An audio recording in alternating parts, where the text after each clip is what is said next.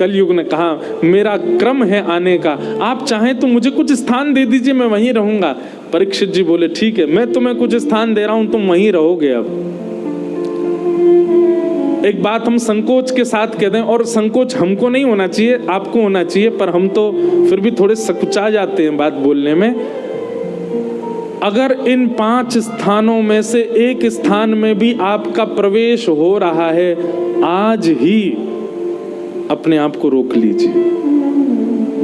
और यदि आपको पहले ही लग रहा है कि महाराज जी कुछ ऐसा बोलने वाले हैं जिसको हम नहीं त्याग सकते, तो आप क्षमा मांग करके कथा से जा सकते हैं।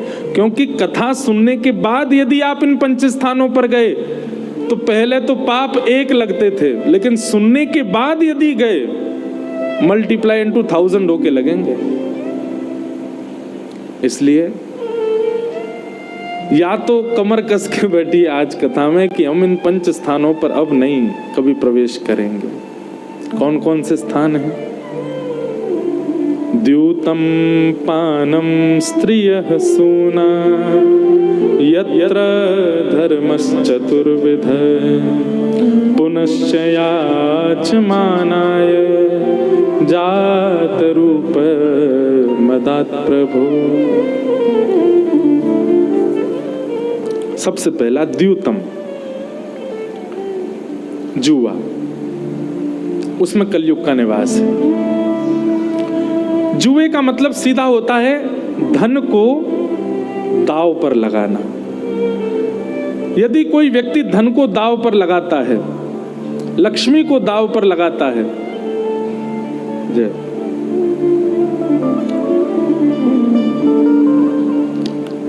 बोलो गंगा मैया की जय।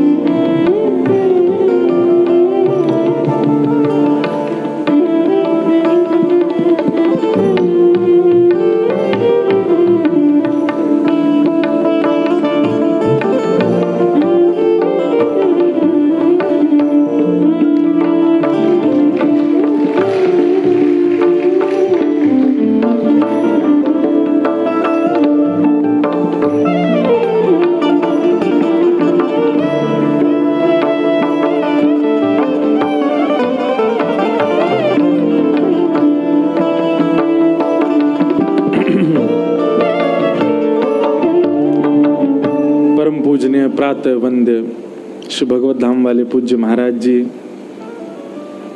स्वामी श्री विवेकानंद जी महाराज, हम आप सबके मध्य में विराजे हैं। सब श्रोताओं की ओर से महाराज जी को बारंबार प्रणाम, बारंबार वंदन।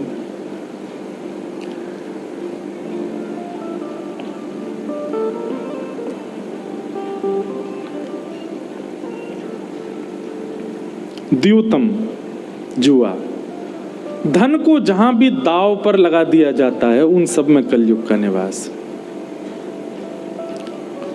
दूसरा पानम,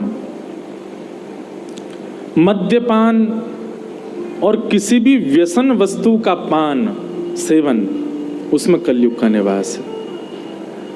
जिससे आपका व्यसन प्रधान होता है, ऐसी किसी भी वस्तु को आप लेते हैं तो उसमें कलयुग का निवास है।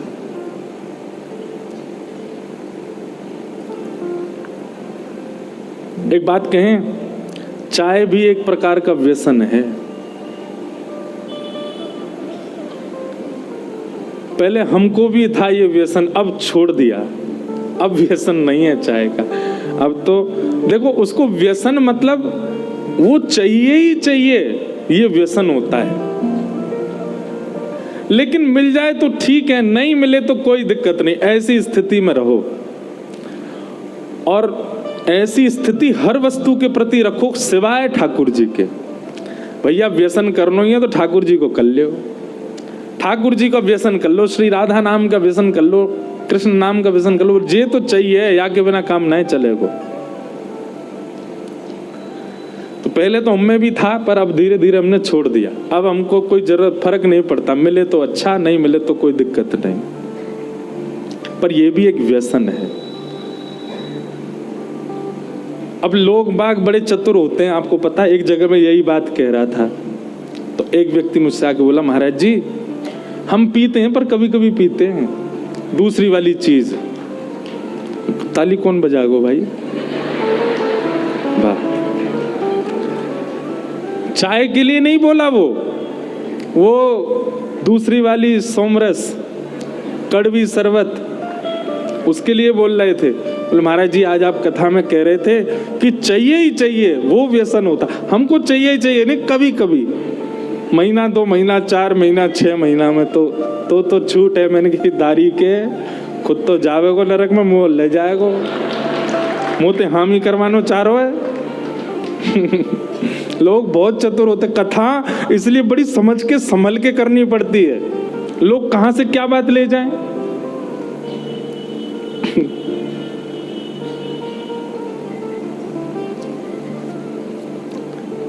उसके लिए तो स्पष्ट भागवत जी मना करते हैं, उसके लिए तो स्पष्ट शास्त्र मना करते हैं।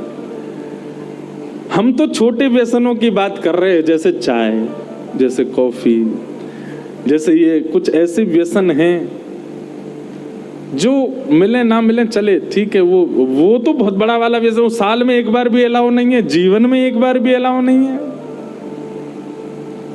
नहीं करना। पानम, सीधी बात है कि देखो वो वस्तु पवित्र नहीं है। चाय में तो फिर भी दूध है, चीनी है, अदरक आदि है, ठीक है, थोड़ा बहुत नुकसान तो होता ही है उससे, पर अपवित्र तो नहीं, वो तो अपवित्र ही है। आपका चित्त, आपकी जिह्वा, आप इससे कृष्ण भी बोलते हो, आप इस जिह्वा से राम भी बोलते हो, राम कृष्ण, इस जिह्वा से श्री राधा भी बोलते हो। मतलब आपकी जीभ जब श्री राधा बोलती है तो आपकी जिह्वा ही कीर्ति मैया का रूप धारण कर लेती है, तभी श्री राधा नाम का जन्म होता है। आप जब कृष्ण बोलते हैं आपकी जिह्वा ही यशोदा मैया है, तभी कृष्ण प्रकट होते हैं जीभ पर। आप जब राम बोलते हैं आपकी जिह्वा ही कौशल्या मैया है। ये दायित्व है आपका कि आपकी जीभ पर कोई अशुद्ध वस्तु ना जाए, क्योंकि नाम विराजमान हो चुका है इस जीभ पर। और चित्त जो है ये भगवान का देवालय है, यहां ठाकुर जी विराजते हैं, मन में ठाकुर जी विराजते हैं। कितने भजन सुन लो, कितने पद सुन लो, सब जगह यही लिखा, कहां बैठे हैं ठाकुर जी? मन में बैठे हैं। और स्वयं भगवान गीता में कहते हैं, ईश्वरः सर्वभूतानां हृदय सेर्धुन तिष्ठति। हे अर्जुन, मैं सभी के हृदय में बैठा हूं। हम क्यों ऐसी वस्तु सेवन करें जो ठाकुर जी को निवेदित नहीं हो सकती?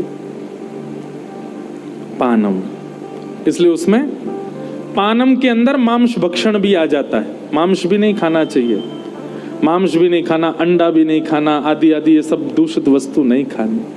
प्याज लहसुन खाने से पाप नहीं लगता, पर ठाकुर जी के प्रेमी जन, क्योंकि ठाकुर जी का भोग नहीं लगता इसलिए उसका परहेज करते हैं, उसको नहीं पाते, उसका त्याग करते हैं। और दूसरी बात यह है कि कहीं ना कहीं तामसिक स्थिति बढ़ती है पाने से, तामसिक विचार बढ़ते हैं। अगर आप कोई साधना कर रहे हैं, अगर आप कोई नियम कर रहे हैं और आप रोज प्याज खाते हैं, लहसुन खाते हैं, आपकी वो साधना पूर्ण नहीं हो पाएगी।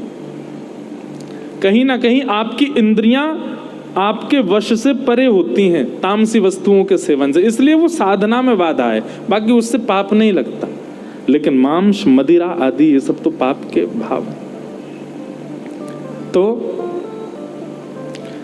द्यूतम यानी कि जुआ, पानम यानी कि सब समझ गए क्या, और तीसरा आया पर पुरुष और पर स्त्री संग।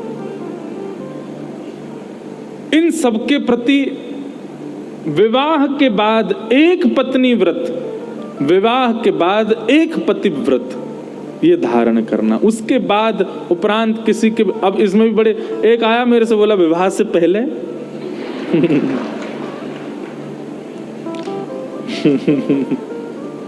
विवाह के बाद ही तो एक की बात है। बहुत चतुर है संसार के लोग। हमको क्योंकि चतुरानंद ने बनाया है ना, ब्रह्मा जी ने बनाया, इसलिए हमारी बुद्धि चतुर बहुत है। तो एक पत्नी व्रत, पर स्त्री पर पुरुष के प्रति यदि आपका भाव भी जाता है तो कलयुग आप पर असर करेगा।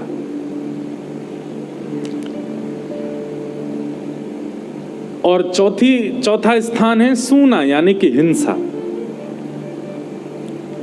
विवाद, कलेश।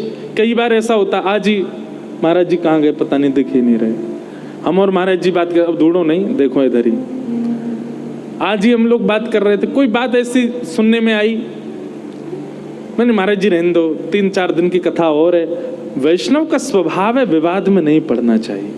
वैष्णव का स्वभाव है किसी जहां लग रहा हो कि कुछ भिड़ंत होगी, कुछ कलेश होगा, कुछ कहासुनी होगी, वैष्णव पहले ही शांत हो जाता, नहीं करता वो काम। और कई लोग हैं वो तो तैयारी कर, मैं तो इसी दिन की प्रतीक्षा कर रहा था कब लड़ूं तुझसे। ये वैष्णव नहीं हो सकता। वैष्णव तो नजरअंदाज करना जानता है, वो तो भूलना जानता है, वो तो छोड़ना जानता है, वो आगे निकलना जानता है। पर कई लोग हैं एक ही जगह खड़े रहते हैं, नहीं बदला तो लूंगा तुझसे, मैं कह के तो मानूंगा इसको, इसकी करनी का फल तो दूंगा। ये वैष्णव का स्वभाव नहीं होता, महासंसारी का स्वभाव है ये। भक्त तो लेट गो करता है, ठीक है जान दो यार, ठीक है जो हुआ सो, ठाकुर जी सब देखेंगे, ऐसे बन जाओ। तो पहला स्थान जुआ, दूसरा स्थान दूषित सेवन, तीसरा स्थान परस्त्री पर पुरुष संग, चौथा स्थान हिंसा, और पांचवा और अंतिम स्थान बिना मेहनत के कमाया गया धन। बिना परिश्रम से जो हम धन कमाते हैं उसमें कलयुग का निवास होता है। वर्क फ्रॉम होम ये बुरा नहीं है, पर भैया जो वर्क फ्रॉम होम करते भी हो, इतनी परिश्रम तो उसमें किया करो कि आपको उसका जो वेतन मिले वो आपकी मेहनत का ही मिले। Study from home, work from home चला बीच में कोविड में, हम सब घर वाले जानते हैं कि ना तो वो बालक पढ़ता था, जो study from home work from home वाले कैसे कर रहे हैं ये भी पता था।